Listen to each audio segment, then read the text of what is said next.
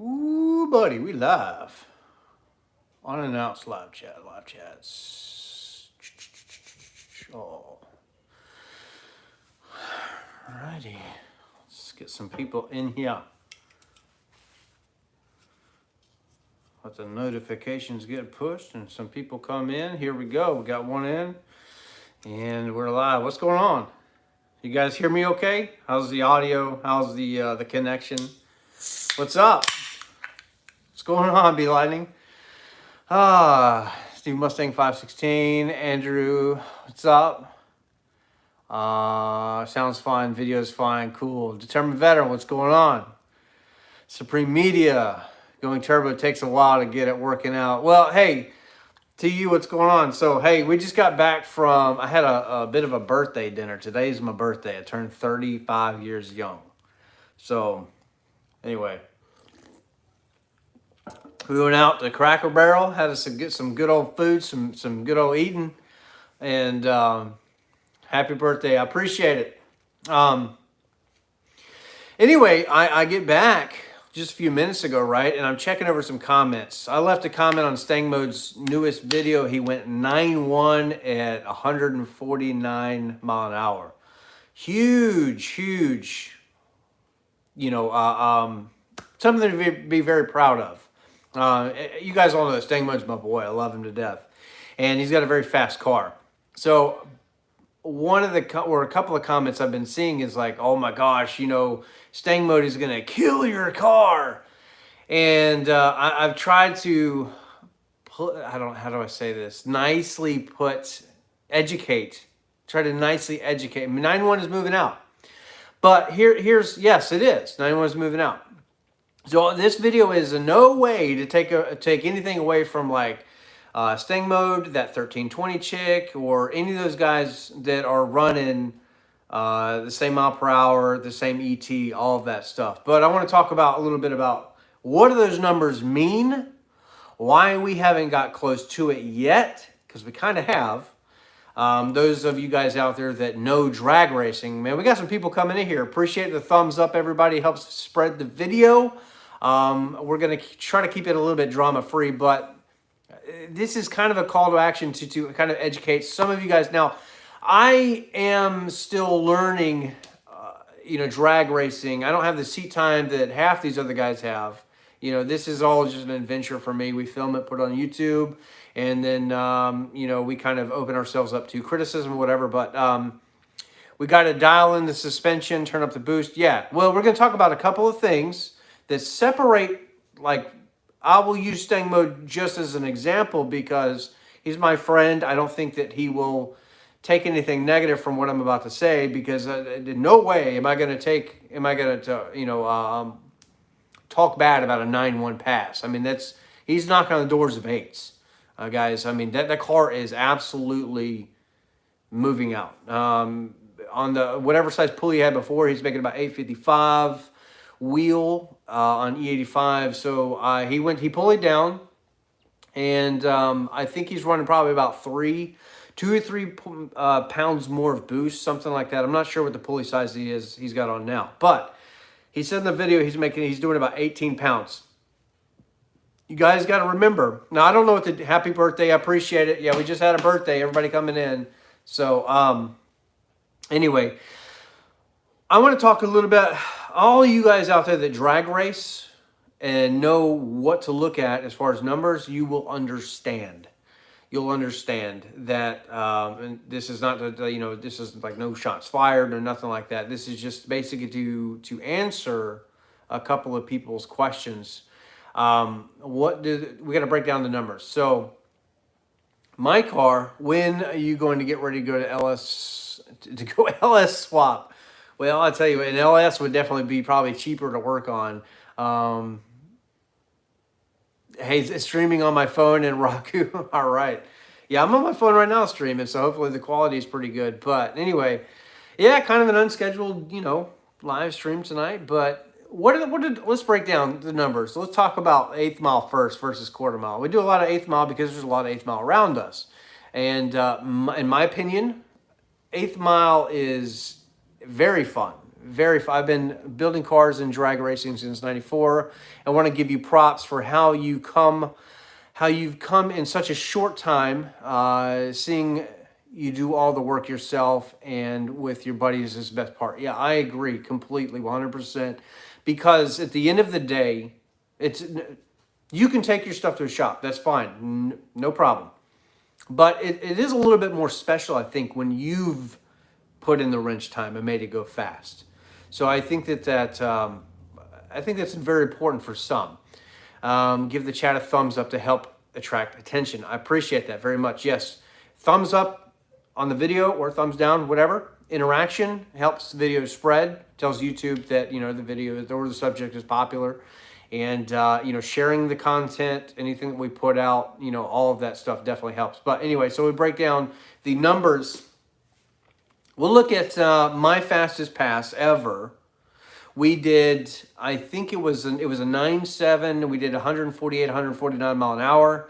And that was with a broken converter and slipping clutches in the 10R80 transmission. We got to go back. Now, when we did quarter mile stuff after we built the transmission, went back to a stock converter. And Speed Addict, I'm glad that you're in here because you're going to be able to help me out in the comments. What did you say? Down and you're going to move. Yeah. So anyway, so we have been back. It seems no matter what I do, no matter what boost we're at, we're doing about 6.5 in the 8th and about 119, knocking on the door of 120 mile an hour. And that is at only about 13 to 14 pounds of boost.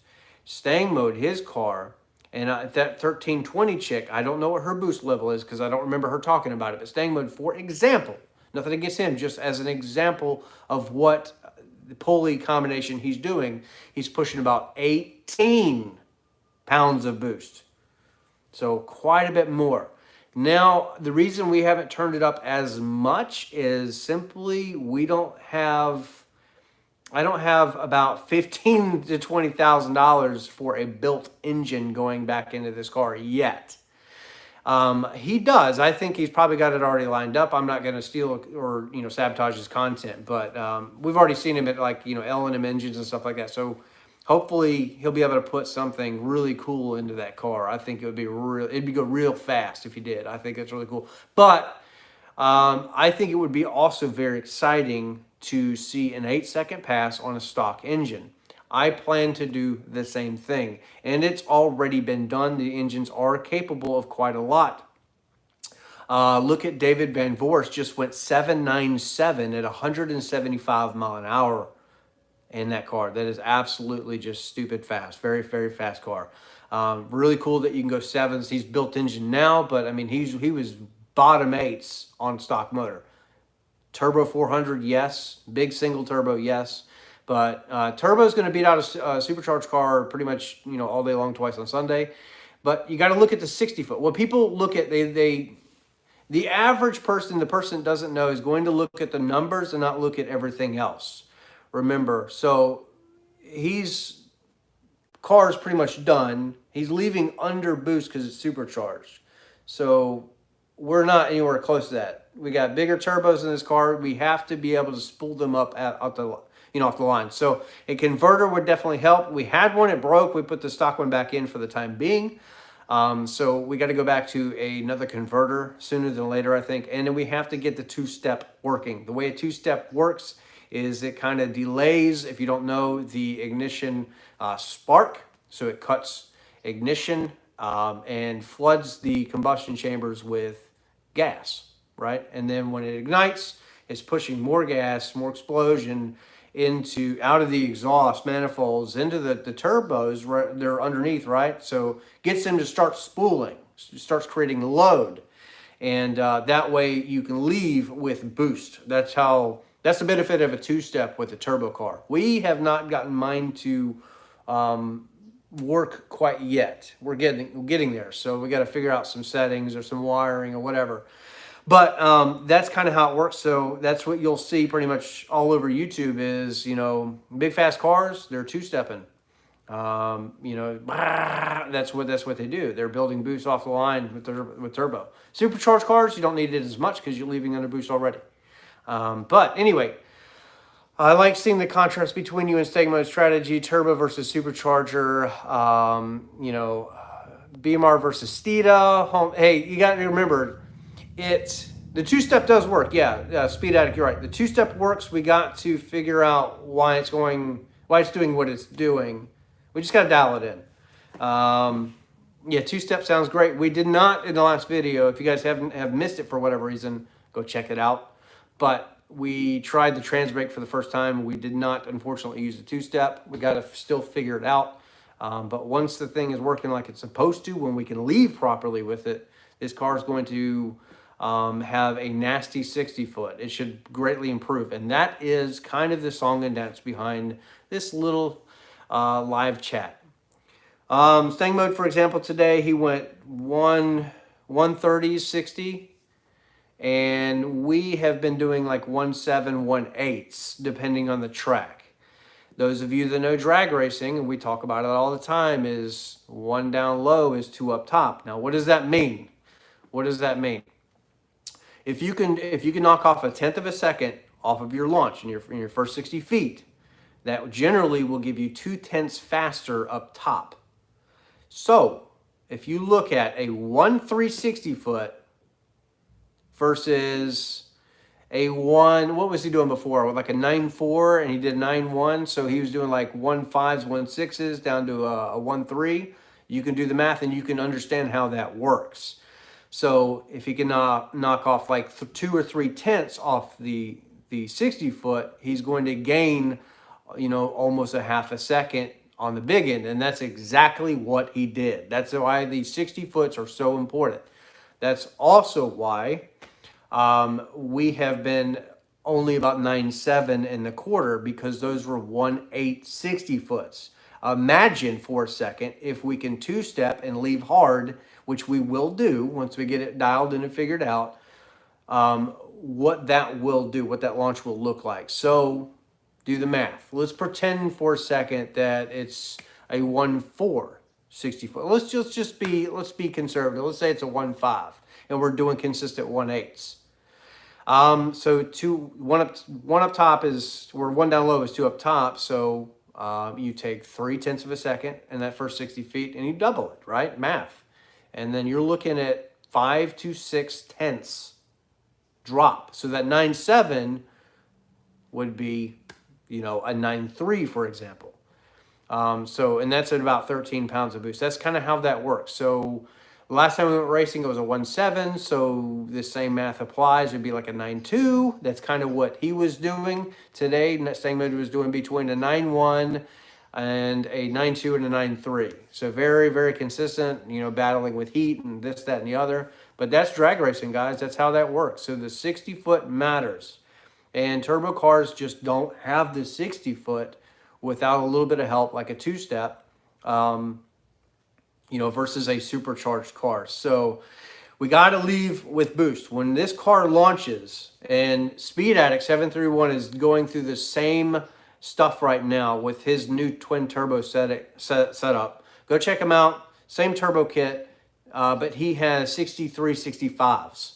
So a little smaller, but he does have that exhaust turbine is a lighter weight material. The fins are a little bit different. It's supposed to flow about 30% or so more. So a little bit of an improvement there. Pretty cool.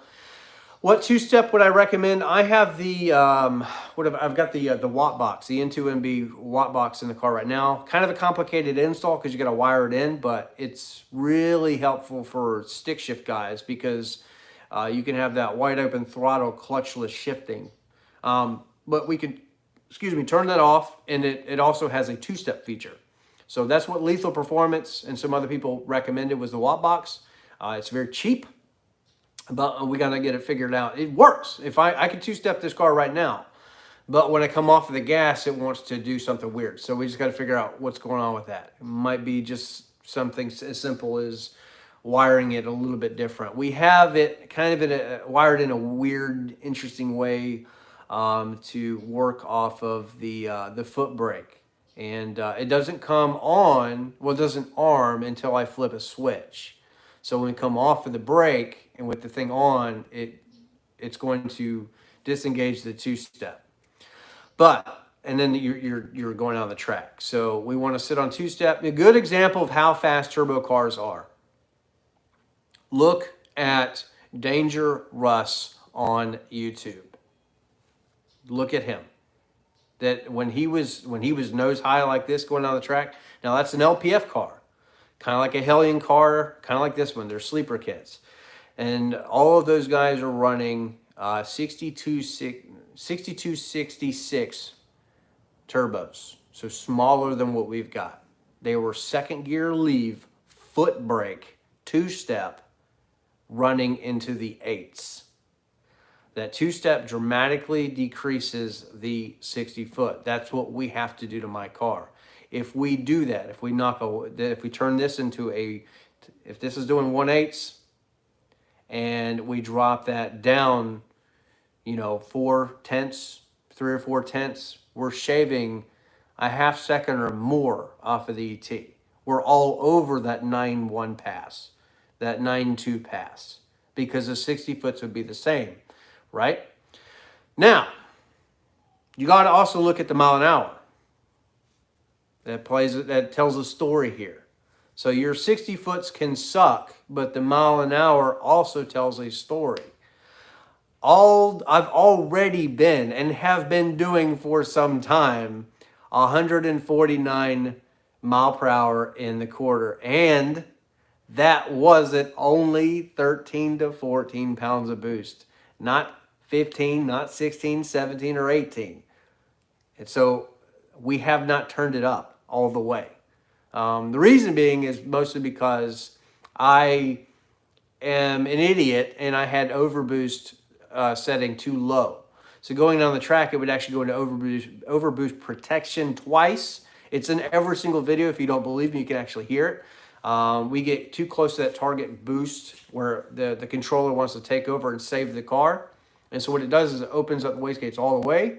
You hear the car get louder, and it completely dumps all the boost, and it recovers very quickly. So you'll see 14, 14, 14, 11, 12, 13, 14, so it comes back real fast. But you lose power. You actually feel the car nose over. So what we did, and we confirmed this the last video, again, go check it out, we took overboost up and I actually took duty cycle down. So it would make less power, but I wanted to try to see if we could keep it out of overboost protection, and we were successful. It did not go into OB protection at all, so we're good. Now what that means is the next time that we go to the quarter mile, we're going to keep it the same, take duty cycle up a little bit, and we just control boost with duty alone. It's been in the back of my head. I want to keep the engine alive, so we're going to keep overboost protection low. But no, we're going to not worry about it. We're going to turn it up. The car will only do what it's going to do based off of the duty cycle anyway, which we have not been running 100%, by the way. It's only been about 75 to 80.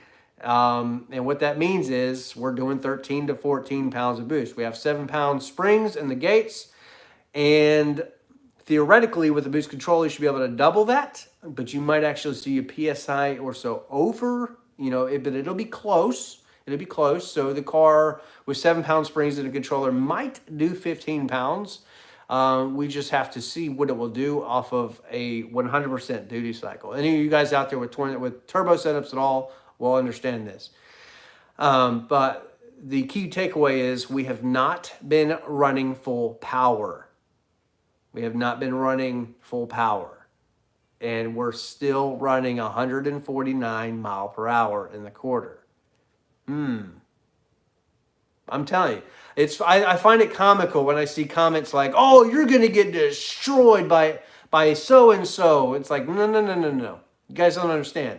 Let me two-step the car, which we will do, which we have. We just got to figure it out.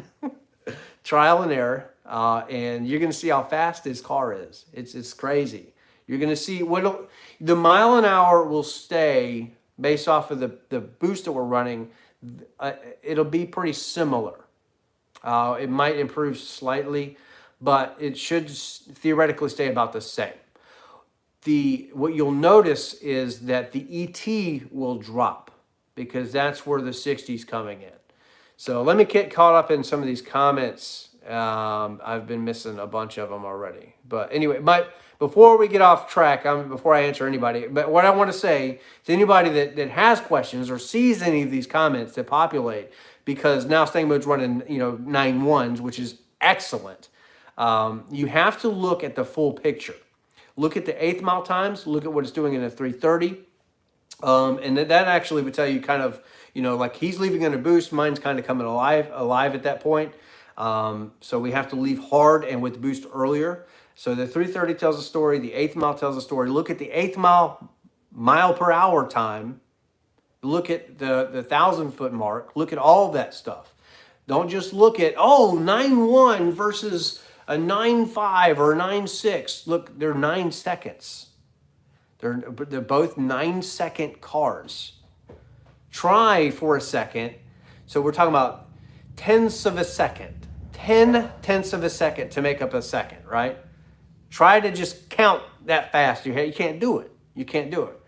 Very, very, very quick. Tenths of a second is what drag racing is all about. So David Van Voorst running a 7.97. Some people round up and be like, oh, that's basically an 8. Nah, it's still a 7. It's still a 7-second pass.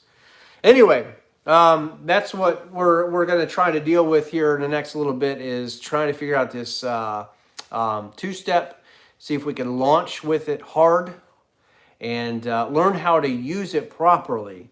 And we should see that 60-foot drop. And when that happens, you can refer back to this video and be like, oh, that's what Xander was talking about. I get it now. The mile per hour should stay about the same, but the ET will drop. And you will see how similar my car is, for example, compared to like Stang Mode or that 1320 chick or X person or this person or whatever. They're all 9-second car, guys. We're talking about the 60-foot. How fast is it getting out of the hole? My car leaves still like an NA setup because it's not leaving under boost. It's just like if I had a cold air intake and a tune. Until it starts seeing boost, because it's a turbo, it's exhaust driven. Once them things start to spool up, like it's saying, you can look at a dyno chart.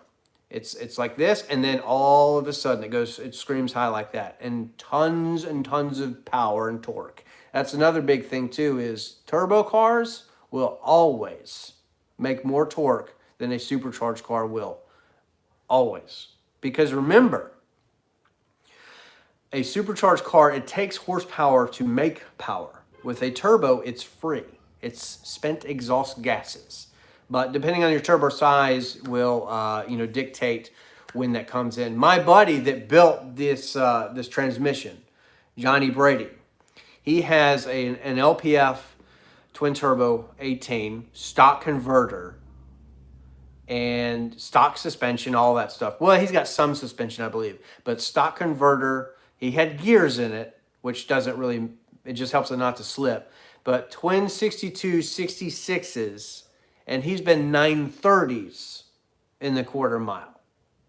And it's because he was using two-step and a second gear leave and stuff like that. So we have bigger turbo than that. Believe me, this is a bottom 9 car if we're leaving with boost off the line. We haven't done that yet. And I think that you still have plumbing issues from back pressure. No, I have no back pressure issues at all. We have valve springs in the car. So what's up, Motor Fire? What's going on? Hey, I'm going to get to all the comments in here in a second, so just bear with me. But anyway, so hopefully you guys understand. Hopefully maybe some of the commenters that are leaving the comments, maybe they are in here or we'll see it. You have to look at the big picture. I'm not calling his car slow. That's not what I'm saying. I'm not taking anything away from that man. A 9.1 is a 9.1. Believe me, if I ran a 9.1, I'd be jumping up and down. Believe me, I'd be doing the same thing. But you got to remember that you have to look at the 60-foot time. And that's actually something he talked about quite extensively in his last video, was dropping that 60. If he did a 1.5 for example, 60 foot, he would not have run a 9.1 pass. It would have been like a 9.3 or 9.4. That's exactly what he was doing before.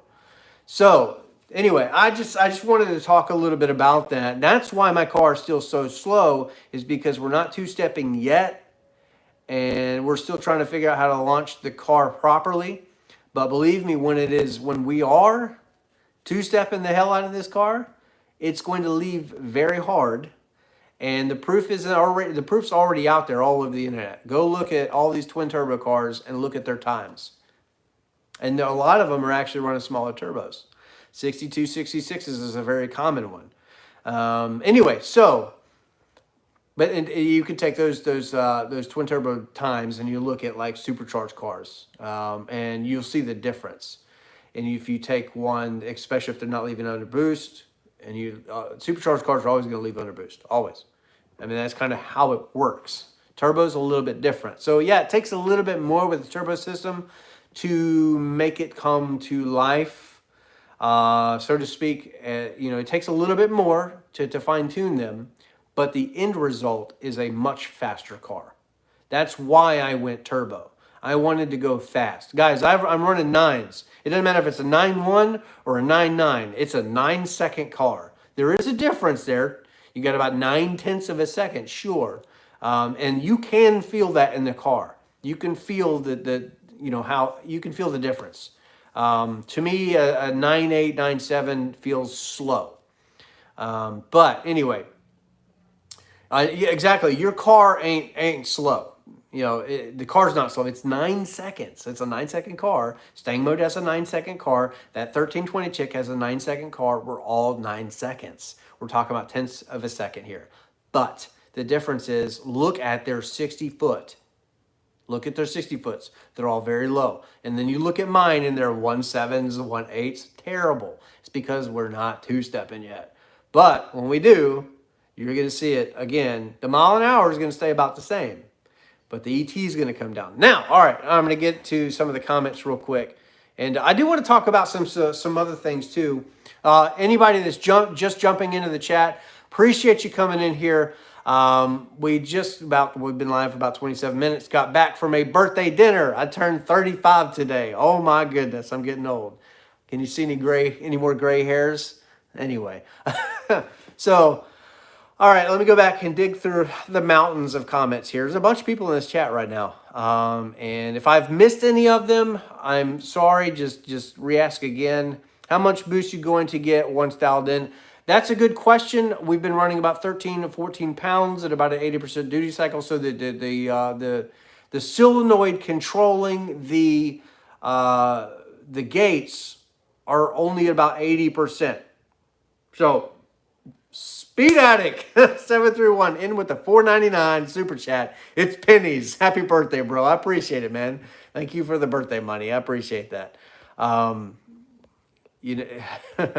we'll put that. That'll help pay off that. No, $10. You just sent me $10 birthday money. Stupid fast truck. I appreciate it. $10 birthday money. Happy birthday. All right. You guys are awesome. I love every single one of you. I really do. All of you guys, a lot of people say they appreciate their subscribers, and I kind of feel like it's a little more personal when the channels are still, kind of smaller like mine, because I feel like I know a bunch of you out there watching, because you're always commenting. It's kind of like a family. I don't know half of your faces, but I know the names, and I really appreciate the support. I just want to let you know. Let's go back up. So anyway, target boost, we were talking about boost. I think as I get braver, we'll turn it up a little bit more. With the 7-pound springs in the gates, until we change that spring combination, we should only be able to see about a 15 PSI max. Should. Words mean things, but just, take that for what it is. And historically, with other cars running twin turbo kits, the 85 fuel system, 15 pounds of boost gets them very high into the 900 horsepower range. So what we've been doing so far is 13, 14 pounds. So that's probably an easy, 850, 875, 860, maybe. If we turned it up to get 1,000 horsepower to this car, I think we're going to have to go up to 15 and a half, maybe 16 pounds. I don't know. I could be completely wrong. It may only take 15 pounds to see 1,000, but the thing will do it. Happy birthday. Appreciate it, everybody. Yeah, you could totally call this a 1,000 horsepower car, because it will do that boost and it will hold together and it will make that power. It's been done over and over and over. There's no reason this car wouldn't do it either. We haven't, I don't know why I'm so scared to like run 14 pounds on the drag strip, but then I'm afraid to make a dyno video at 14 pounds. Actually, I'm just making that up. I actually want to do a dyno video here soon to see what it kind of really is, but track times really tell the full story anyway. I don't know, I guess I've gone so long without worrying about it because who cares? It's going fast. So T Hetzler, what's up, man? 731. He gave me a 731. Happy birthday. Boost. Uh-oh. Okay, here we go. Boost off the line money. I appreciate that. That's that go fast money. That birthday money. I appreciate it. All right, I got to get caught up with these comments. I apologize. Let me go down. We got to go way up. All right, some side conversation in there. Can Palm Beach Dyno tune you for the second gear leave with transbrake, or do you have to foot brake it? No, El Coyote, they can. I had a second gear leave. I still do, but it's for the other converter. All that Rob would have to do is just change it for the stock slip. Even though he has the stock converter slipping a little bit, but he'd just change the slip, I guess, is how that works. And we should be able to try it. And but yeah, if we did that, the trans brake thing was really cool, man. I liked it. But yeah, the trans brake was cool. It's a violent launch. I definitely, if you saw that last video I keep referring to, I think that we just now Jeff at Hellhorse, he said take it down. Don't leave at like 4,000. So maybe take it down to 28 to 3,000. So we might try the trans brake thing again. And that trans brake we weren't using two-step, but we could still leave hard, kind of like we would on a converter. But it takes the brake out of the equation. It's really cool, man. You just, you hold on to both paddles and you have your foot on the brake. You tap the gas, so whoa, right? And then you let go with the left paddle and the brake, and the car sits there, and you're still holding this paddle on the right-hand side. And you can rev it to whatever you want to. And if you want to bump in, right, then you tap the left paddle, and the car it'll walk it in. And then when you want to go, you floor it and let off that paddle on the right-hand side, and we tried it, man. It was cool. It worked really well, really fast, but when I was giving it gas, we probably left it like 4,200 RPM. I mean, it was up there. So we have to try it again. We have to take it down a little bit. So Trigger, it looks like Trigger, $13. I appreciate the super chat. Thank you so much. I see the resemblance. There's Xana 13 and $13. But yeah, second gear leave we could try. Where was I at? There's so many. I'm gonna miss comments, guys. I'm sorry. I apologize. I'm gonna try. I just blew up my clutch. I'm sorry to hear that. That sucks. All part of this crazy game. I got asked my grandmother today. She said, she gave me some birthday wishes, right? And she's like, have you ever thought about giving up racing? Because it seems like your car is always messed up. I was like, no, I can't do it, man.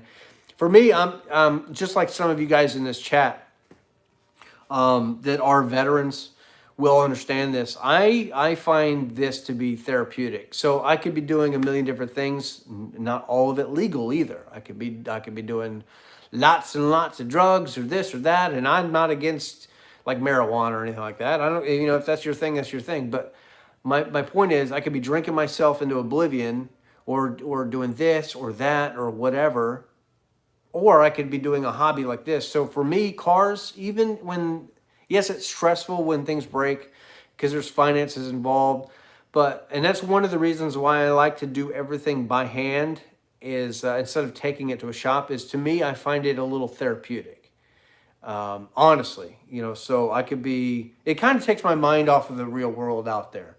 I find it therapeutic and fun, even though it gets very stressful sometimes. You know, there's nothing fun about putting on like long tube headers, right? But when you have a bunch of crap going on in the world, and all that disappears because you're only thinking about like this fucking bolt, you know, I can't get it out, and you're struggling with that tool and that bolt and stuff like that. But it helps to it's kind of like going to the gym and pushing weight, you know, or running and, you know, trying to get faster. It's painful, but the only thing you're thinking about is accomplishing that task. So you become very tunnel visioned into what you're doing, and the rest of everything around the world goes away. So to me, I find that to be very therapeutic, and that's one of the reasons that I do YouTube and work on my own stuff. Is even when we have problems, it's okay. We live and learn. We're all human, but we can put it back together, learn from our mistakes. That's the important thing. You don't learn shit until you fail. And if anybody tells you that, if anybody says any different, they are a freaking idiot, and they haven't failed, they haven't learned anything in this life. You don't learn. It's kind of like when you touch a hot stove, right? You touch a hot stove because you're curious, and then you burn the hell out of yourself, and you're like, man, that was hot. I will never do that again. You learn something. Well, that's kind of like everything else in this world. So you have to learn, you have to fail. But when you fail, it's important that you learn. You understand. All right. Where was I? I really don't understand why your channel isn't bigger than it should be. I completely agree. I don't know why. You know, I put out a video yesterday, if you haven't seen it, and YouTube gave it no love. Don't know why, don't understand it, but yeah. I try to do things that every other YouTuber is doing, and you know, they continue to grow, and it's almost like the more honest you are, and more honest and transparent you are on YouTube, and the more knowledgeable you are, it's almost like the worse you will do. Like Speed Addict 731, for example, is a Ford mechanic, like does this stuff for a living. He has taught me invaluable information. Just you couldn't put a price on it. Like how to put an engine and stuff like that together. Things I never would have learned until we went through an engine failure. But there's such a benefit in doing that. Yeah, it was an expensive repair. It sucked. And everybody is on YouTube was like, ah, ha, ha, you know, whatever. But anybody that drag races has been through multiple engines, so it's whatever. Anybody that made fun is not a drag racer. But the thing is that the wealth of knowledge that I gained from that is you can't put a price on it. Like, for example, short-term fuel trims, long-term fuel trims, timing, spark, all of those things. I didn't understand any of it until a few of my friends helped me. And a lot of that revolved around like a year ago when the engine blew. But that's the kind of, when you fail, that's what you have to do, is you gotta pick up the pieces, put them back together, and learn something from it.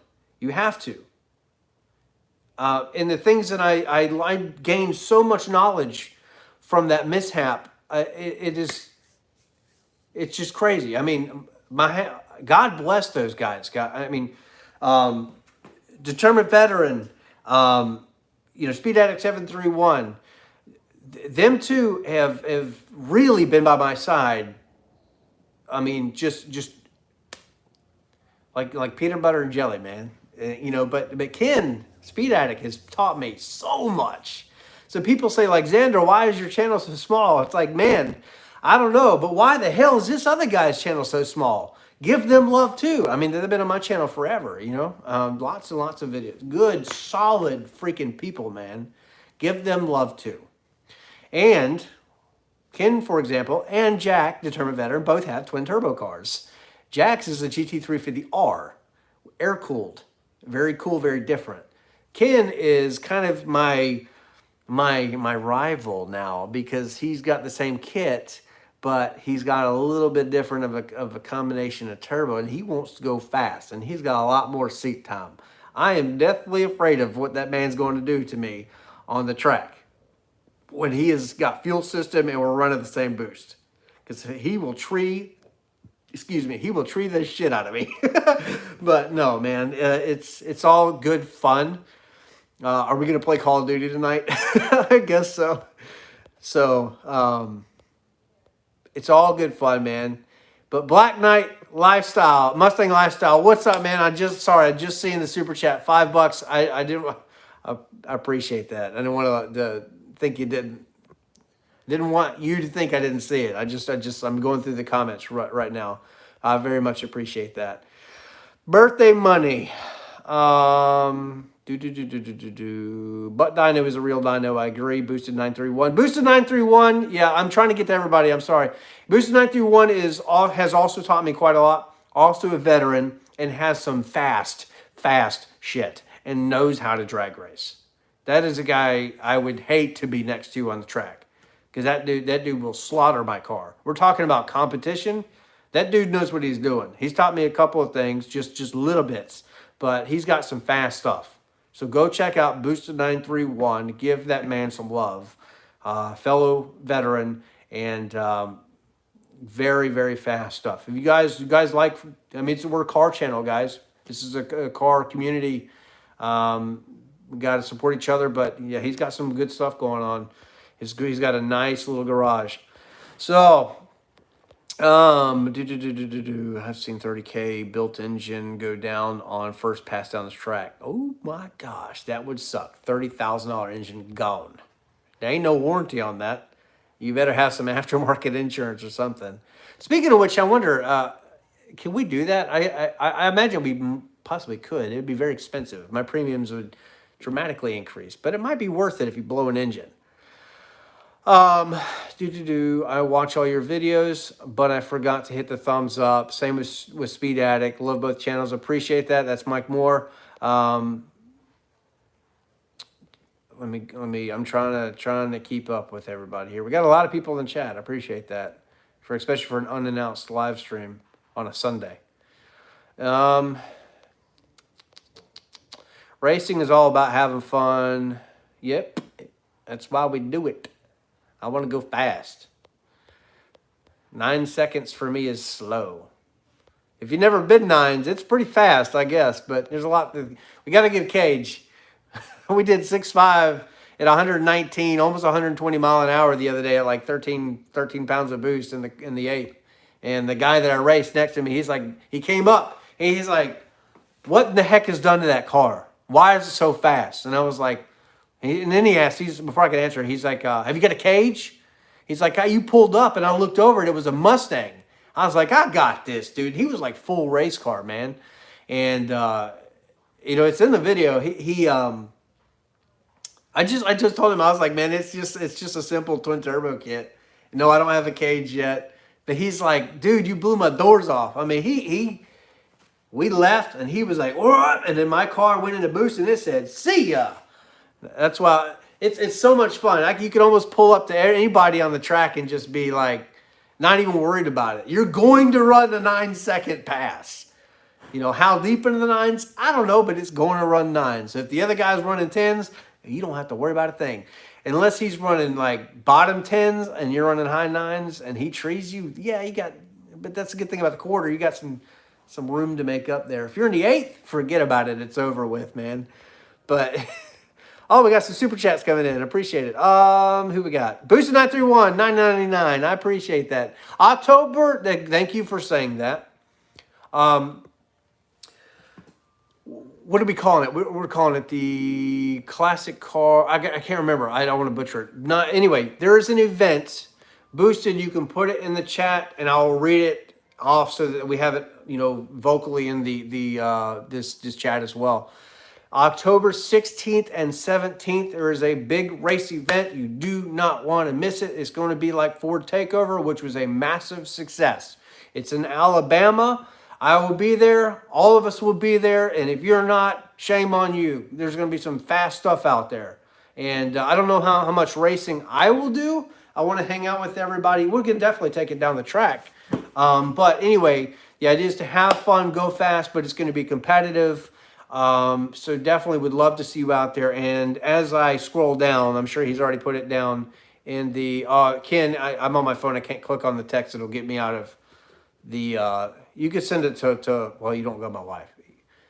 You could see, if you do, you could maybe send it to her Facebook or something. She can come out here and read it to me. Anyway, Black Knight, Mustang Lifestyle, another super chat, $10, 5 for the Beast and 10 for your birthday, bro. I appreciate that so much. El Coyote, $4.99. Happy birthday, brother. Wins the race with It's Just a 6 coming. I tell you what, man. You put this car up against his twin-turbo GT 350, he got a built motor too. I would do it. I would be down. I would definitely be down. I don't want to call out winner or loser, but I can tell you that you guys could probably figure out what would happen. A big part of that is the built 10-speed. So we have to say that and put that out there. But no, nothing but love for Gavin. It's just a 6. Another Mustang enthusiast, car lover. You know, it's all about the community. And even though we talk trash about each other every once, we're not really talking trash. We're just poking fun. You know, we poke at each other.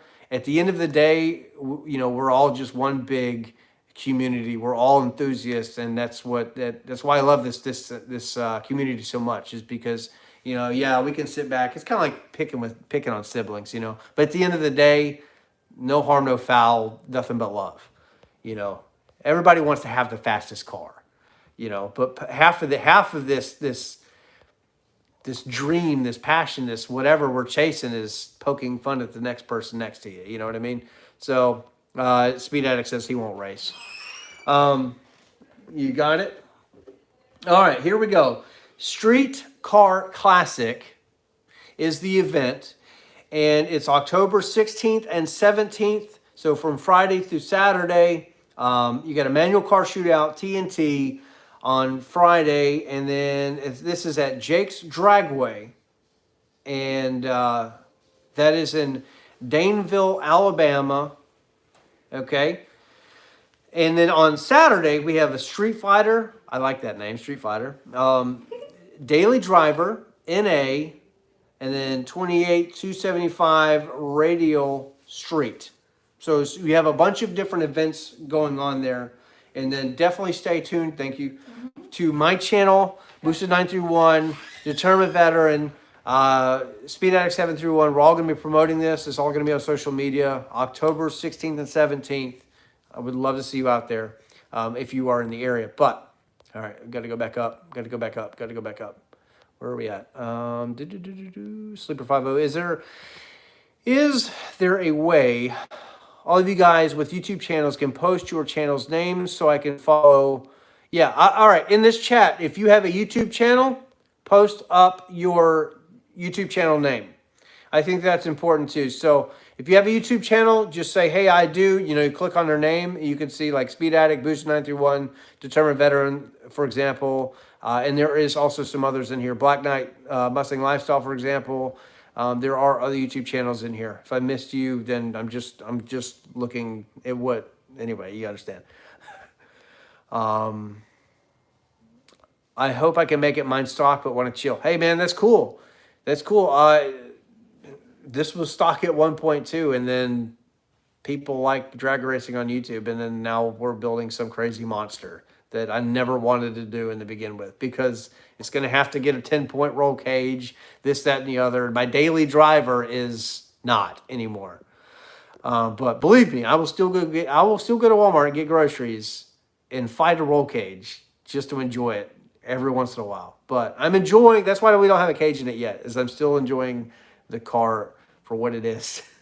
But unfortunately, we do have to be safe, and we have to be protected. So Alan Kennedy, 1999 for Speed Addict 731. And then El Coyote, $199. Race the black car from a dig, GT350 from a roll. Yeah. Yep. I think honestly, I think it's a no contest either way. You know, but I think I missed another super chat. Hang on. I want to make sure that I don't miss anybody. I feel real bad if I did. Where is it? Oh, there it is. There's another one. Alan Kennedy, another 1999. Thank you so much. I appreciate that. You guys are making this an awesome birthday. I appreciate it. So he's talking about, yeah, Satan, not the Shelby. Army Strong, we ain't scared of shit. Bring it on. It's just 6 LOL. No, I've got nothing but love. But I think that if he took a ride in the car, you know, it's one thing if, I don't know, maybe, I don't know how many of you guys out there watching have actually been in a car that will run 9s in the quarter, for example. They're fast. They're fast cars. Way too much power for the street. You know, what you see on like line is like really cool. It looks like the car's taking off, but in person, and then especially riding in it or, you know, driving it, it's very fun. Very, very fun. Blow by Twins, check out my channel. Okay, I'm gonna Blown by Twins. There we go. I'll have to do that myself as well. I'm all about supporting the younger YouTuber. Some of you guys in here might actually be bigger than me, but I think we just got to support each other. And I'm by no means a big channel. I wish I was, but you know, good things come to those who wait, I guess. So we'll just keep waiting. But, all right. There is a daily NA class. Mia, don't do post-core content. I have a boost in 19. You guys are having a conversation. I'm just catching up, guys. Go fast, don't die. Sounds like a channel I would love. Yep. That's Determined Veterans' little slogan. Yep. Got some other Trooper 50. What's going on? Appreciate it. Happy birthday. Oh, Good Vlog says, I'm calling out Determined Veteran. Race my GT350R twin turbo. Oh, shoot. Got some call outs going on. Got some challenges. Don't be backing down. Don't be scared. Want to see you guys make the trip to Huntsville. The super chat is $19.99. Is the entry for TNT in HST. Okay.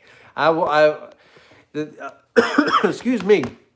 Definitely will try to make, you know, all these events, if they're around me, I try to make it all as possible. You have to remind me.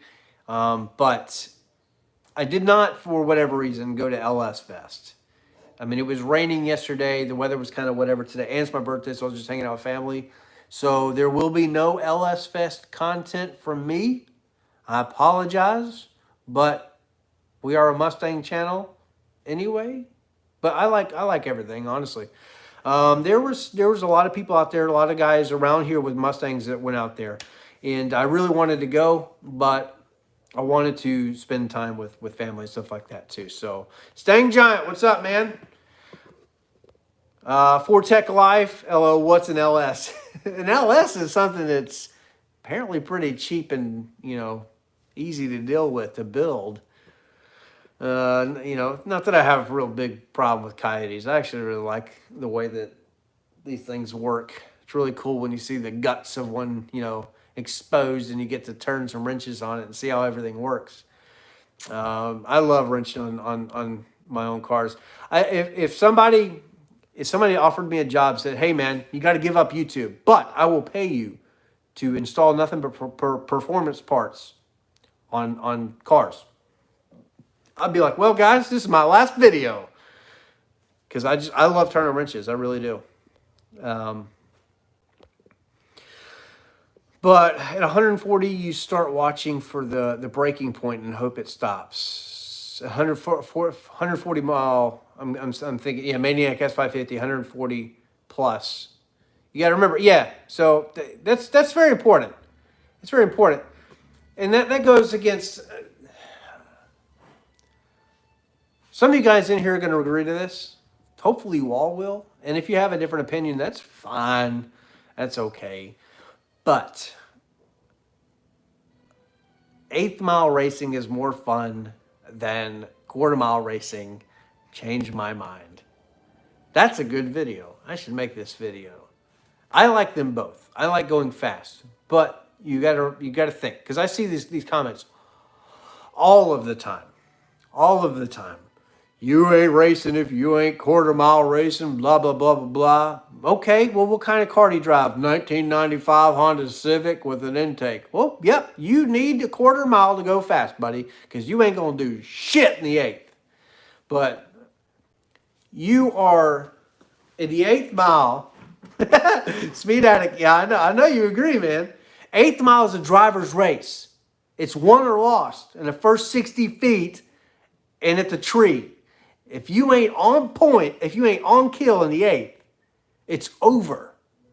Eighth mile is not a very long area, like stretch of land. It's not a very long road.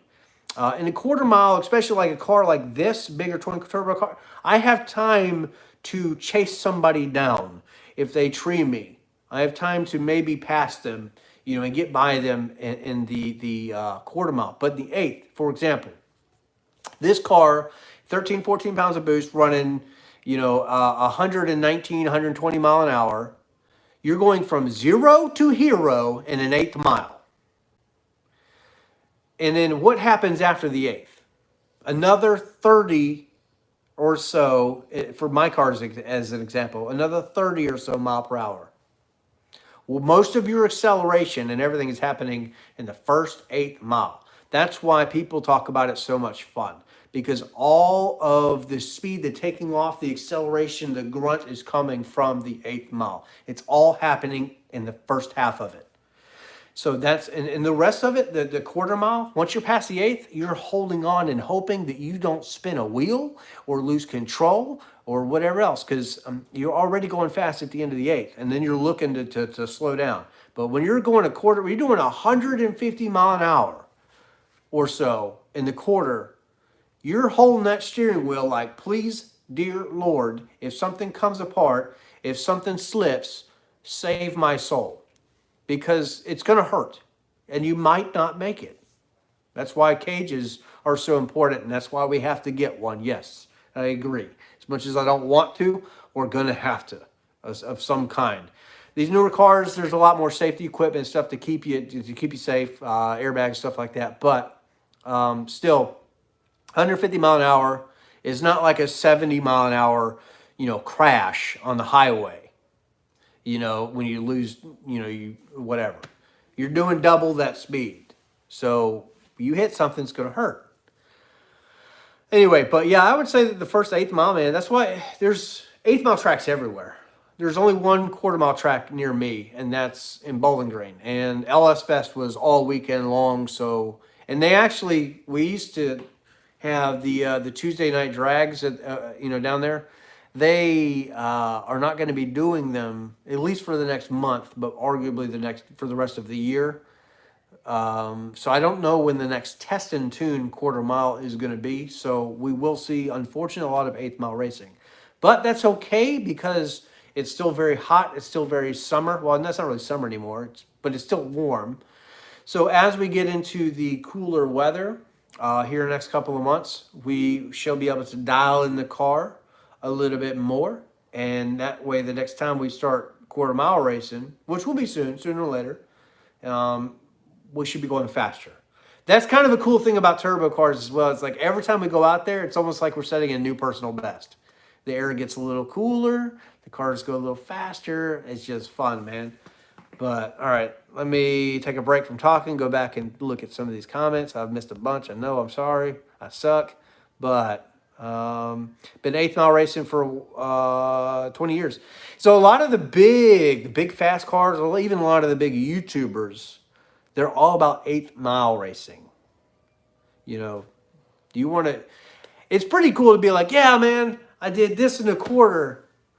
But I think it's almost even more badass to be like, yeah, I did this in the eighth though, in a shorter distance, from 0 to hero, fast.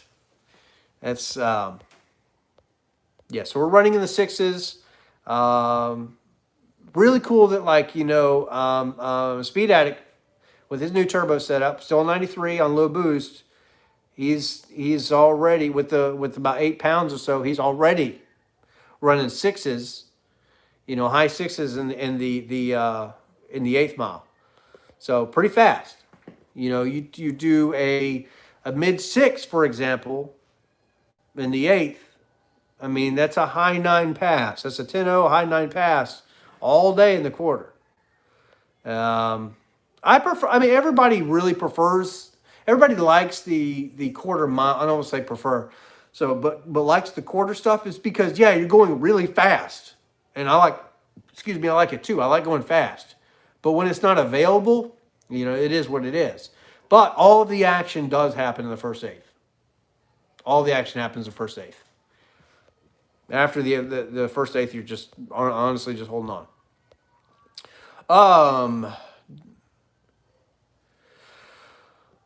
Where was I at? Oh my goodness. Eighth takes a powerful car. You're exactly right. It takes to accelerate quickly. Determined veteran. I love the 1322. I do. But they're both fun. I now my car suffers as built in the eighth. More so than it would be if it was geared. If it was that's actually right. If it was geared for the eighth, the car would be faster by gearing the rear gears. We have a 315 in here to keep us out of seventh gear, which is your 1-to-1 in the 10 or 80. You don't want to go above that or be in it with boost. You can do damage, and you certainly don't want to be in eighth gear or above because, you're in your overdrive gears. So we put 315s in it, and it keeps you out of seventh while you are quarter mile racing. But if you only do eighth mile, you don't have to go to 315. You go to a 355, for example, and just stay out of whatever you can finish up top without going into your 1-to-1 on the 10 or 80, at least I'm speaking of.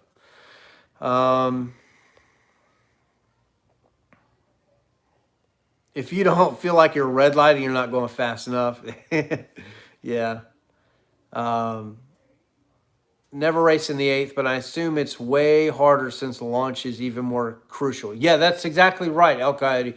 So in the quarter mile, you have some time to make up if you get treed or whatever. If you have a more powerful car, you could chase down the person next to you. In the eighth mile, it's harder to do that because you have double less distance. You know what I mean? Half the distance, double less distance, half the distance to do so. So you need a fast car. I'll let you turn some wrenches on the new car. I'll bring some beer. I hear you. We can do it. Eighth mile is a lot easier on parts. That's something too. You're not going as fast. Is it more stress on a car, or is it any less stress? I would say no, because again, all that action is happening in the first eighth. So I don't know. That's something to be considered. I'm not sure. You're still in a quarter mile. You're still eighth mile racing. You're just going past it. Remember that, guys. What would determine that would be determined by the amount of shutdown area. Well, I'll tell you about shutdown. The track that I went to last, it was pretty sticky. I liked it, but that shutdown was about this big. So, I mean, I was in it a little too. Past the eighth mile, I was still accelerating. So I was already in it, and I just wanted to keep going. So that is the benefit of a quarter mile track is like, man, you get in that power and you don't want to stop. You just want to keep going, especially in a turbo car, man. They just keep going. I watched Boosted 931 tear up the eighth at Jake's a lot. He had a turbo Coyote with a Gen 1 running 589, running 5 seconds in the eighth. That's fast, man. That's guys, if you don't know what that means, that's an 8-second car. So it's an 8-second car. Hey, my Ford dealership said they will take back my EcoBoost lease with no charge to me.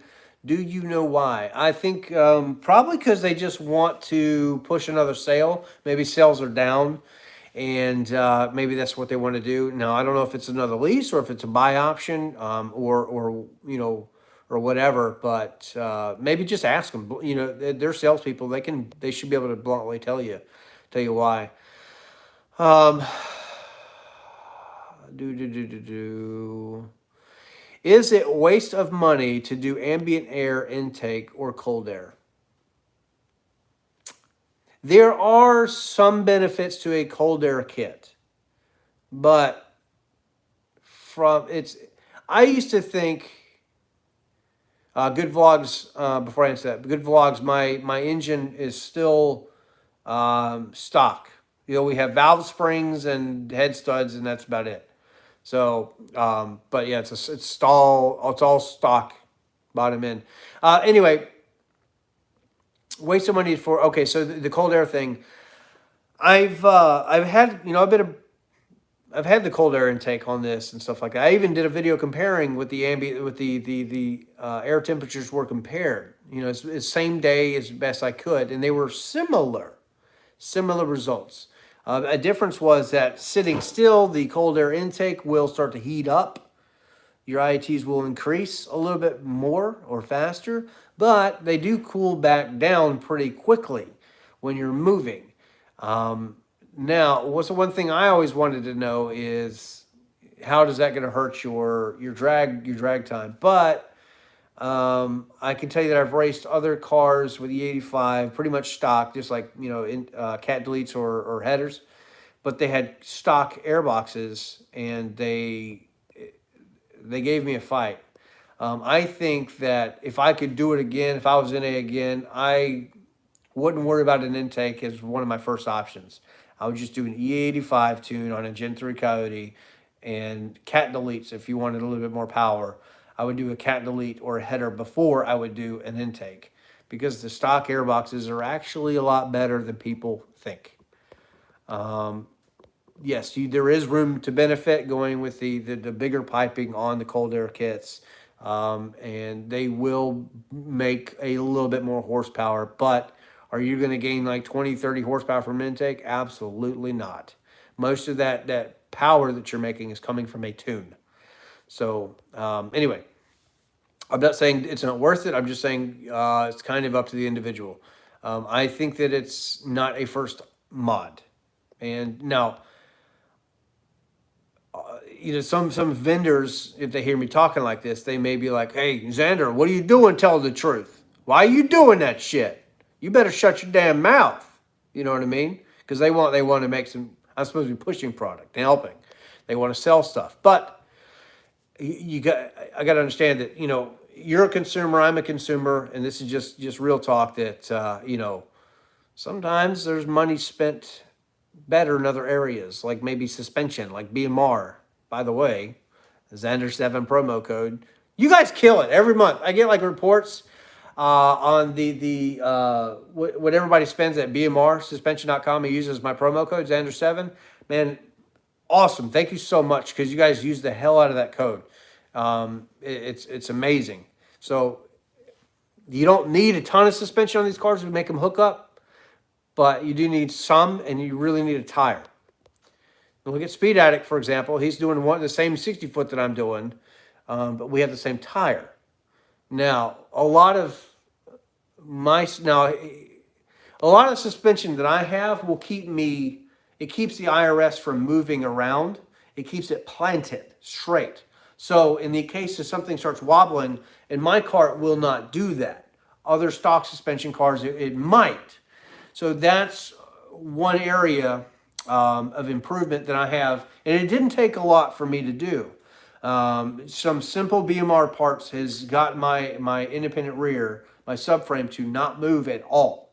It just stays like it's almost part of the car. And we have the adjustable toe links, so we can really dial in the back alignment for drag racing.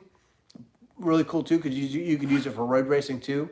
So it'd be very easy to go back to like a street spec, OEM spec alignment with something that's adjustable. So I think that all those things are worth their weight in gold, really. I mean, they're affordable, and I think that they're very beneficial. So just simple. You don't need $10,000 worth of suspension. I think you might need a little bit, but you don't need $10,000 worth. Some YouTubers would be like, you need this. That's not true. And to prove my point, call BMR, for example, ask them, what do I need to get by? They will sell you their entire catalog. Ask them, what do you need? And they will be honest with you. That's why I like dealing with them. Other companies, they will be like, well, you need all of this, all of this, all of this. And you're like, I can't, honey, can I spend $2,000 on suspension? And she'll be like, absolutely not. And you'd be like, oh no. But really, you only need a little bit. All right, let me go back up here. So, all right, where was I at? Turbo 400 will hold more power, hold more and leave harder. Yeah, and less gears. Turbo 400, but that's race car shit. We're still street car. Let's not talk about the hash. I'm in the digital. All right, that's not for me. I'm checking in late. Jonathan, Noah, I'm checking in late, but I wouldn't say your car is slow by any means. The new wheel setup looks killer. I appreciate that. Look at the wheels. Look at that. Oh my goodness, that VMS. They're cheap wheels too. Actually, these cost like people say they're cheap. Yeah, they're a little heavier, maybe like a pound or two compared to what I had, but they cost like the same money. But the rears, man, they look good too. Those are the Forgestar rears, the D5s. And then this is just a cheapy VMS. But look, I love the way they look, man. I really do. I didn't like the chrome and all that stuff around before. This I'm sold on. I want to do the VMS rears. They weigh supposedly like 20 or 22 pounds or something like that each. I have to look up and see what these weigh. I imagine these Forgestars are a little lighter, so I'll probably just keep them for a while. I will say that the VMS right now, they're coming out. I don't even know if they're shipping yet, but VMS has the beadlocks, and they look so damn good. They look delicious. I want them, but they're asking $700 a piece. What are they thinking? This is supposed to be a budget wheel option here, guys. You are screwed up. My Forgestars, which are made by Weld, are cheaper. So I think that they should come down in price, and they probably will. It's a product that's just now coming out. The supply and demand is going to be very high. So that's why but I'm going to wait for sale, let the prices come down, and I eventually want to buy the VMS for the rear in the beadlock. I think they look really good, and it'd be a matching set. And then I don't know if I'll keep these or sell them or whatever, but I would like to know what the difference is between weight of the two. Excuse me, I'd be interested, but Xander, I've seen somebody selling the VMS beadlocks. Somebody's already got some? Oh my gosh. Man, that's good for them, I guess. A grown man asking permission to buy something. Silverback. Hey man, happy wife, happy life, that whole deal. Actually, I get in trouble. She'll probably come out here and validate. I don't ask for permission for nothing. I just do it. And I'm kind of that way. I'm an action first, I ask permission later kind of deal. Or ask for, no, you seek forgiveness later on, whatever that saying is. That's kind of who I am, I think. And then I get in trouble all the time because my wife will be like, what the hell did you order? Why didn't you just say something? Why can't you just keep me informed? And I'm like, I don't know, because you tell me no. And I didn't want to hear you tell me no, so I just did it. So she's probably going to come out here and be like, yep, you're right. All right, so...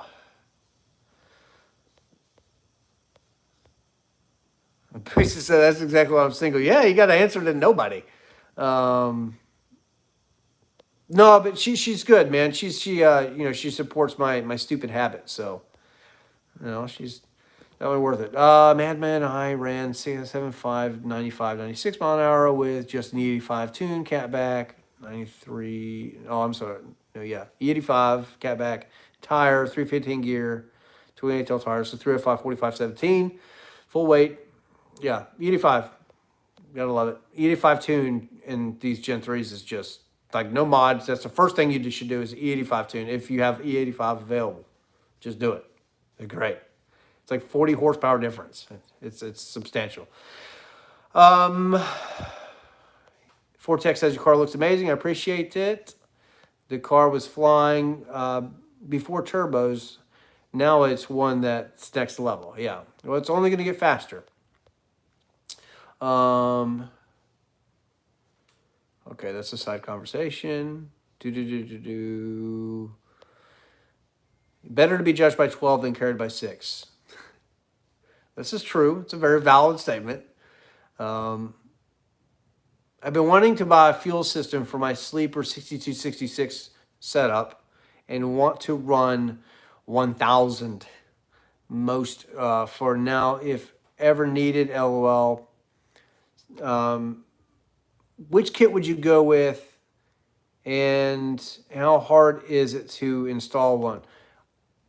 Easy. In fact, I'm going to show you how easy this is. Let me spin the camera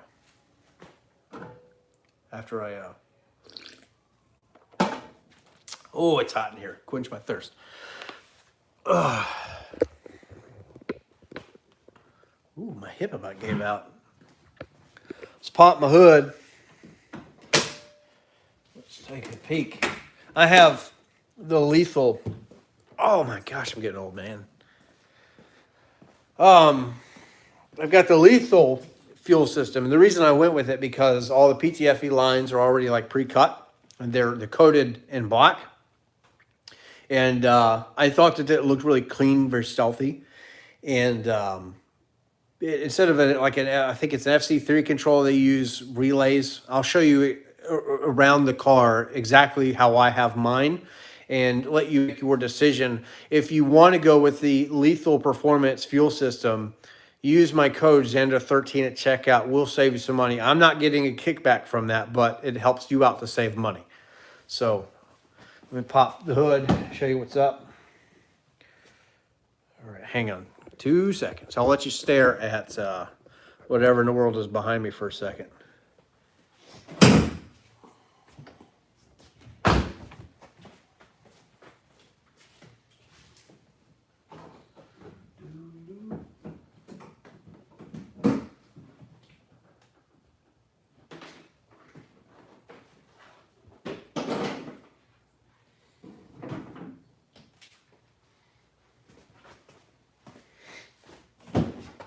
Almost there. Hang on. Hang on, don't go anywhere. We're almost done. Hang on. All right, here we go. Let's spin the camera. Come on. It won't do it. There we go. All right, cool. So this is my fuel system. It's a dual regulator setup. Some of the companies, Lethal, VMP, and 4. Well, actually, I'm not even sure about 4. Excuse me. Some of them use a single reg setup on the return. The DI does regulate itself to like 55 PSI. A lot of the combination out there like this one they want you to regulate about 58 to 60, somewhere around that in the feed, and the return somewhere around 50 on that static on this side. So when you plug in your boost reference, which is there, this will actually drop to about 40 to 43, somewhere in there. But with gas, it builds pressure to send the fuel back. But anyway, this is the way that it looks. So very nice and tidy. You can see some of the black lines. This is all vacuum and stuff, but this is the black PTF. It's already pre-cut, pre-assembled, so you don't have to really do anything but just put it together. So that's how that looks. So you got the feed there. There's your return. Very simple setup. But anyway, the wiring, we'll walk around to the other side. So pretty easy. Well, you can see, actually see some of it over there to a positive lead. I've got to go to the battery. I may actually change it back to the fuse box there. There's a power. You tuck the wires, go into, you know, like into the fender, into the car, down through the under the trim, and then all the way back into the trunk. This is how I've done mine. Is some of it's covered, so it's underneath there, but it comes back around here. This is an empty E85. Comes back, and I have mine mounted like that. And back here, there's a factory ground. So you have all the power come back here, factory ground, and you have, these are 20 amp fuses, and then you have 3 relays. The blue is your trigger wires. So you have power ground trigger going into the fuel hat. And that's basically it. So I'm running all 3 pumps at the same time. But, I mean, not a bad way to you know, spend some money on a fuel system, in my opinion. You know, it's all expensive at the end of the day. Now, I'm using the same fuel system that David Van Vorst is using. He's been 7s recently, so keep that in mind. And 1320 Chick is also running the same fuel system. She's been 9 1s, 9 0s. So, and we're going to get there. But yeah, very, very easy, very clean to look at. You know, the Gen 3 is already a mess to look at. I mean, you don't have, you have that fancy cover, but we always take them off anyway, the spaceship. So, yeah. But there's other options out there too. Like for example, if you want to buy 4, you can go to like hellhorseperformance.com. You can spend your money there. Use promo code Xander13. You go to Lethal. You can buy. No, Lethal doesn't sell 4. So if you want 4, hellhorseperformance.com.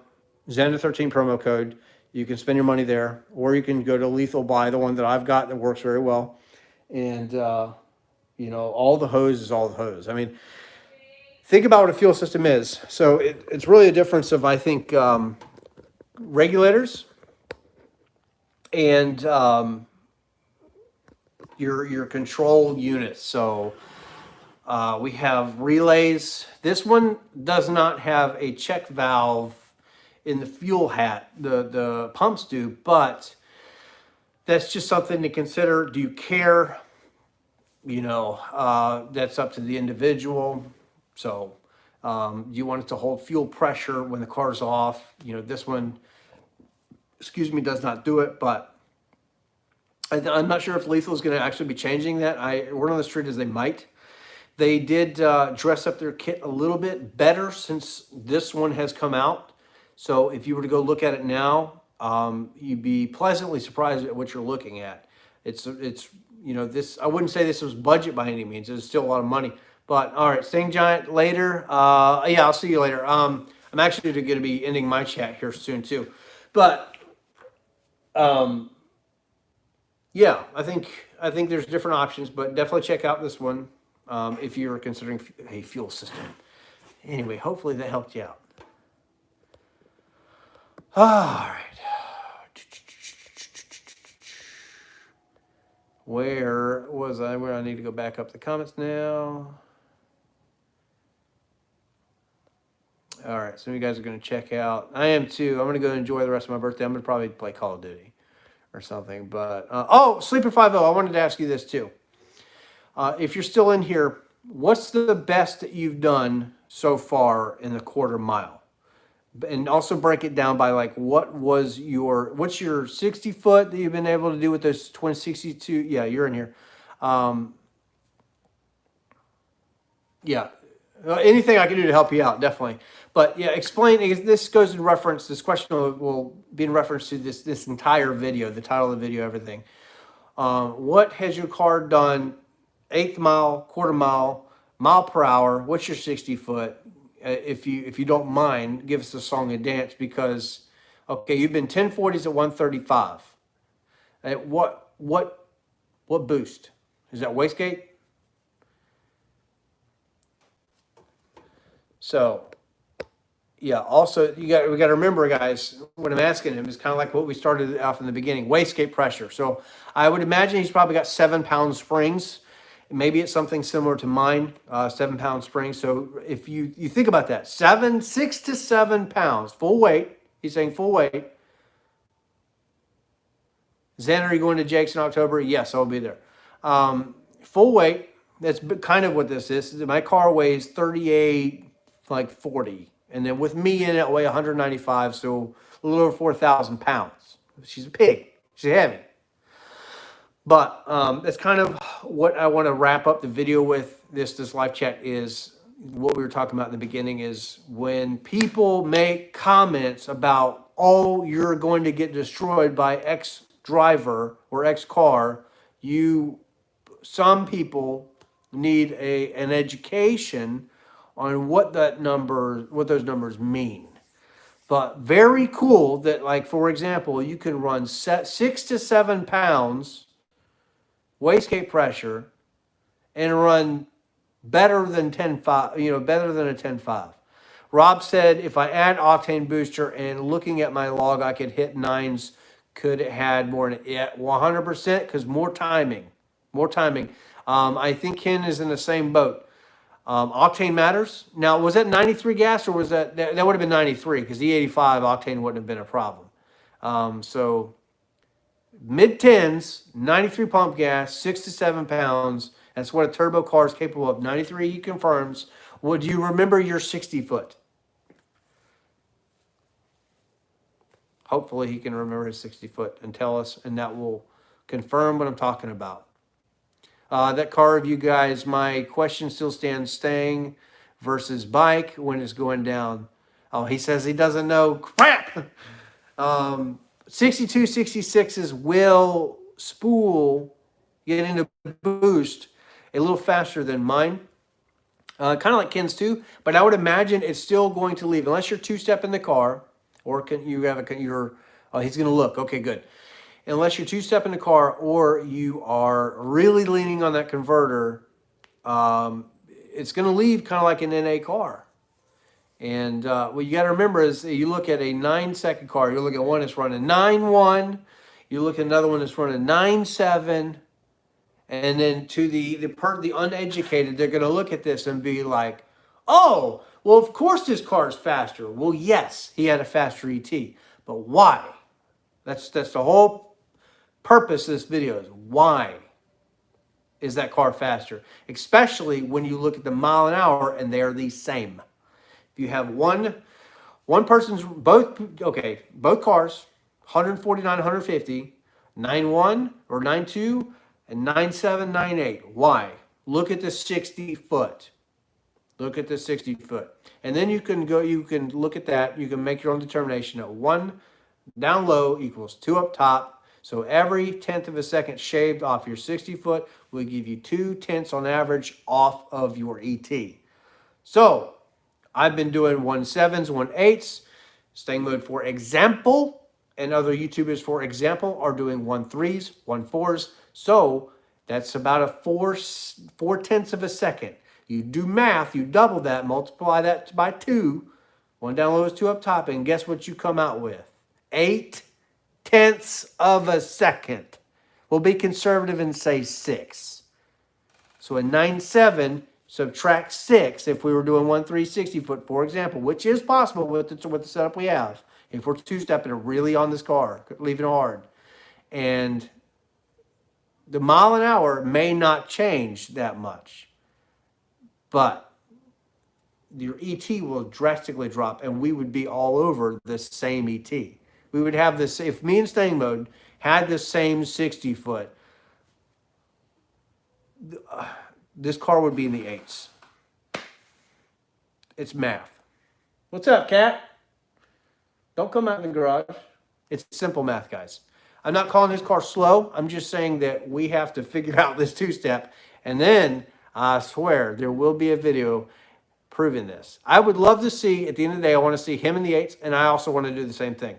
I want to go in the 8s on stock motor. Now, staying mode's running about 18 PSI with that pulley. He said he wants the pulley down to go faster. And I'm over here biting my nails like you are going to blow your shit up. It's 12-to-1 compression. People understand. It's 12 to... Ken, get in here and help me. The 85 is going to keep you safe, but it's still 12 to 1 compression. It will only do but so much. I mean, it will do it.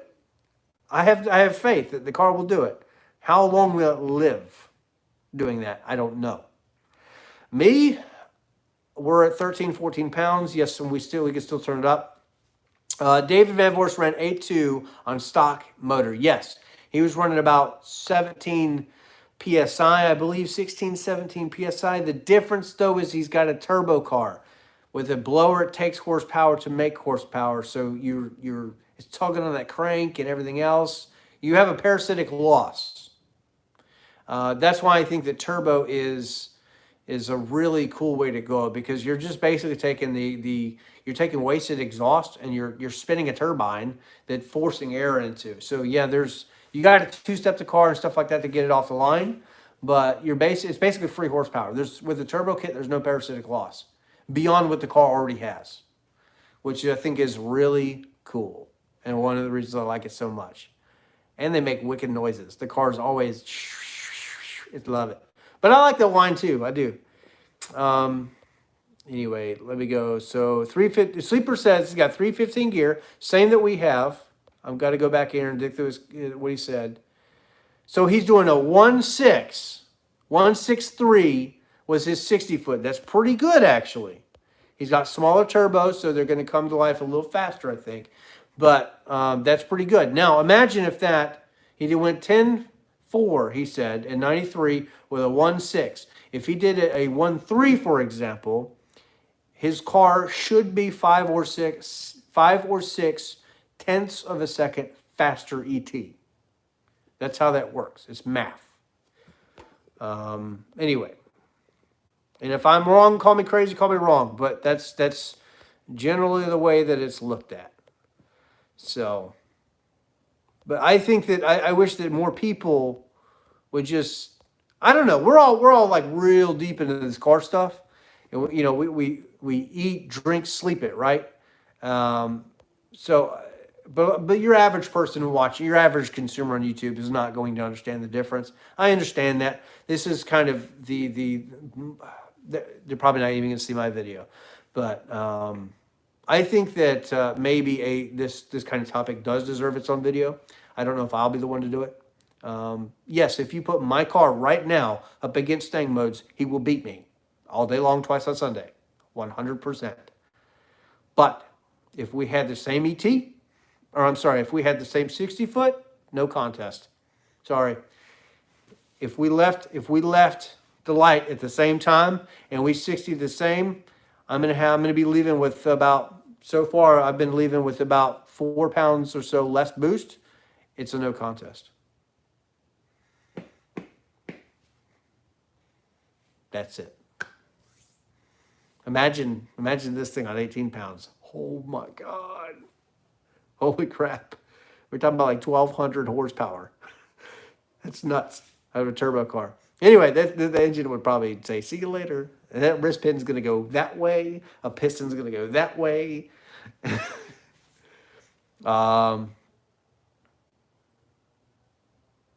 Sleeper says he did a 6.8 at 106 in the 8th. That's very fast, man. You run over 100 miles an hour in the 8th, you got a fast car, in my opinion. You run it in the 6 and you get over 100 miles an hour, a fast car. Stock converter. I like the way you said that, verter, instead of converter. I like that. I don't know why. I'm being cheesy. I'm gonna do turbos. Turbos, man, if you want to go big power, turbo. And people talk about the maintenance. Look, I have an oilless system. These are comp turbos. Every 3,000 miles, you hit them with 5 or 6 of the squirts of this grease that I've got over here. That's it. And you're going to be under the car anyway doing an oil change, probably. So it's kind of a no-brainer. But you don't have to worry about oil or tapping into anything. Stang Mode's got nice sponsors. Yes. I, unfortunately, am still paying. Yeah, that is very true. Yeah, oilless turbo. I really like the design, the way that the oilless turbos work from comp. You can get those in the the Hellhorse kit, for example. So not Hellion, not LPF. LPF does use the same turbos, but this is a Hellhorse performance kit. And anyway, links in the description to save you some money.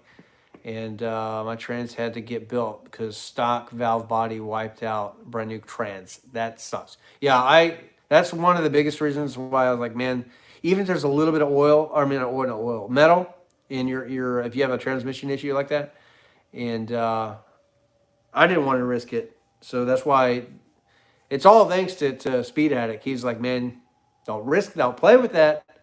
You can do clutches, man. You're already spending the money. Just spend a little bit more and new valve body. But I've also talked to some other people that they took their valve bodies apart and cleaned them. And they've been successful doing so. So it's kind of whatever you want to do. I didn't know how to do it. So we just spent $400 and bought a new one. But all has been good, and that transmission is solid so far. So, all right, I'm going to get off here, but I think I've been live for about an hour and a half. It's my birthday, so I'm going to go spend it doing something else and get ready for more content coming soon. If you've made it this far in the video, sneak peek, hint, them Corsa mufflers, we're not deleting them, but kind of. What do I mean by that? Stay tuned. Something loud is happening. So, all right, appreciate you guys spending some time with me. I'll see you guys in the next videos. You guys are all awesome. Thank you for spending some time with me on my birthday. I turned 35 years young. And side exhaust, I can't answer that yet, but just stay tuned. I appreciate every single one of you, honestly. I'll see all of you guys later. And remember the event in October, 16th and 17th in Alabama. And yeah, stay tuned to the channel for more info coming for that. Anyway, that's it. Appreciate the super chats, birthday money. It paid for my dinner tonight, my birthday dinner, so I appreciate that. But anyway, you guys, God bless. I'll see you later. Stay safe out there. Until next time.